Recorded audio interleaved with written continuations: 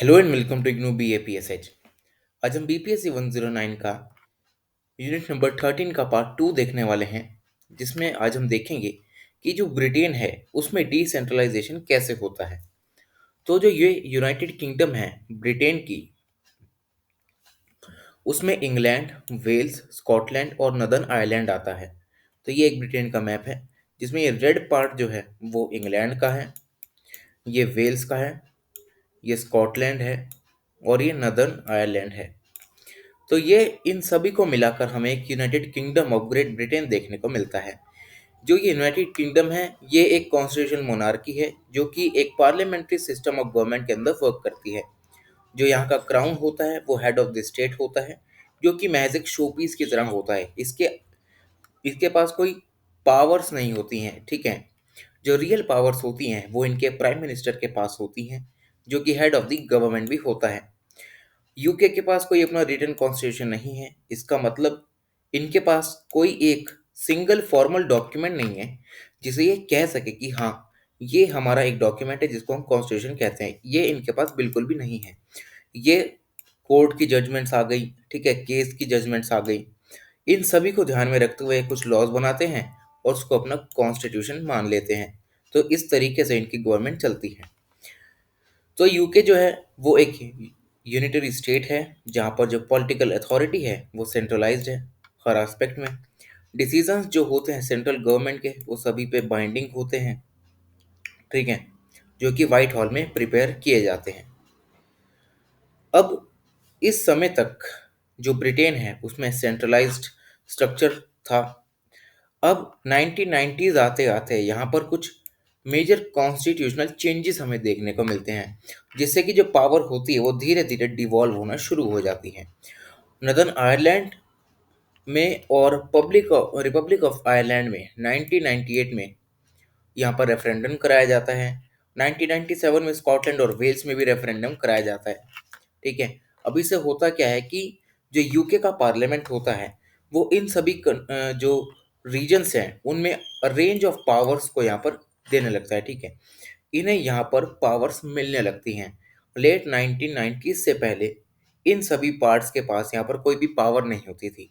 सारी power London के पास होती थी, जो कि एक सबकी कॉमन कैपिटल भी है। पर 1990s के बाद जो रेफरेंडम होते हैं उसमें यूके का पार्लियामेंट इनको कुछ पावर्स भी देने लगता है। तो जो वेल्स की असेंबली होती है उसके पास एडमिनिस्ट्रेटिव डिस्क्रिशन होता है, पर जो वेल्स होता है वो लेजिस्लेटिव और टैक्सिंग पावर्स नहीं ले पाता। वहीं जो नदर्न आइलैंड होता है इसके पास एडमिनिस्ट्रेटिव पावर्स नहीं होती, ठीक है। जहाँ पर जो पुलिस और सिक्योरिटी होती है वो भी एक ब्रिटिश मिनिस्टर के अंडर ही रहती है। ये यूके की गवर्नमेंट है वो हर चीज़ के लिए रिस्पॉन्सिबल है, भले ही वो नेशनल पॉलिसी हो ऑन दी मैटर्स, ठीक है, जैसे कि foreign affairs, defence, social security, macro economic management और ट्रेड। इन सभी के लिए जो यूके की गवर्नमेंट है वो रिस्पॉन्सिबल है, ना कि इन रीजन्स की गवर्नमेंट जो कि वेल्स के हो गए, स्कॉटलैंड, आयरलैंड वगैरह की। सबका काम सिर्फ जो यूके की गवर्नमेंट है वही संभालेगी, यानी लंदन संभालेगा।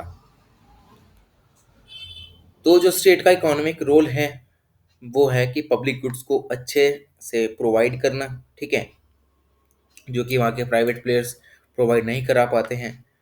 हर लोकल एरिया या लोकल गवर्नमेंट यहाँ पर वेलफेयर सर्विसेज को प्रोवाइड करने में लगी रहती है, ताकि जो सिटीजन्स हैं उनको अपनी नीड्स के अकॉर्डिंग सर्विसेज दी जा सकें। यहाँ पर मल्टीपल गवर्नमेंट लेवल्स हैं ब्रिटेन में, जो कि वोटर्स के लिए भी कंफ्यूजिंग हो जाते हैं, जैसे कि यूरोपियन यूनियन, यूके पार्लियामेंट, ठीक है, काउंटी काउंसिल, डिस्ट्रिक्ट काउंसिल। तो इन सभी की वजह से यहाँ पर वोटिंग बहुत ही मुश्किल हो पाती है। नेक्स्ट टॉपिक आता है कंपैरेटिव पर्सपेक्टिव ऑन डिसेंट्रलाइजेशन। अब इन तीनों देशों में हम कैसे कंपैरिजन कर सकते हैं। तो सबसे पहले बात करते हैं ब्राज़ील की। ब्राज़ील में सबसे पहले एक मिलिट्री कू होता है 20 साल तक। उसके बाद धीरे धीरे ब्राज़ील में डिसेंट्रलाइज पावर आने लगती है, क्योंकि मिलिट्री कू से पहले, ठीक है, जो पावर थी वो सेंट्रलाइज पावर थी। चुनिंदा लोगों के पास सारी पावर्स रहती थी, जिसकी वजह से बहुत सारे टर्मोइल्स आने लगे ब्राज़ील की इकोनॉमी में, ठीक है। सोशल कन्फ्लिक्ट्स हमें देखने को मिले। मिलिट्री कू के बाद जैसे जैसे ब्राजील ने अपना कॉन्स्टिट्यूशन लिखा, वैसे वैसे ही यहाँ पर पावर्स का डिवोल्यूशन देखने को मिल गया।